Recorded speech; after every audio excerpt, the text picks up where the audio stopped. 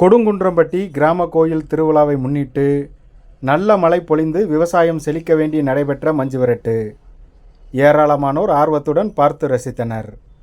சிவகங்கை மாவட்டம் சிங்கம்புணரி அருகே கொடுங்குன்றம்பட்டி கிராமத்தில் ஸ்ரீ பாலடி கருப்பர் கோவில் பாலாபிஷேக விழாவை முன்னிட்டு மாபெரும் மஞ்சுவிரட்டு போட்டி நடைபெற்றது. முன்னதாக ஊர் கிராமத்தார்கள் முக்கியஸ்தர்கள் கோவிலில் இருந்து மஞ்சுவிரட்டு திடலுக்கு ஊர்வலமாக வந்து காளைகளுக்கு வேட்டி துண்டு அணிவித்து மரியாதை செய்ததும் தொழுவில் இக்கிராம கோயில் காளைகள் முதலில் அவிழ்த்து விடப்பட்டது.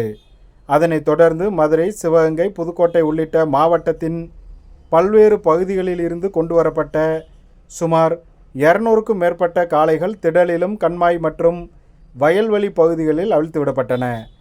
விரட்டு மஞ்சுவிரட்டு என்பதால் சுற்றுவட்டார பகுதிகளில் இருந்து ஆயிரக்கணக்கானோர் இதில் கலந்து கொண்டு ஓடிய காளைகளை அடக்க முற்பட்டனர். மாடுபிடி வீரர்கள், பார்வையாளர்கள் என 10க்கும் மேற்பட்டோருக்கு சிறிய காயங்கள் ஏற்பட்டது.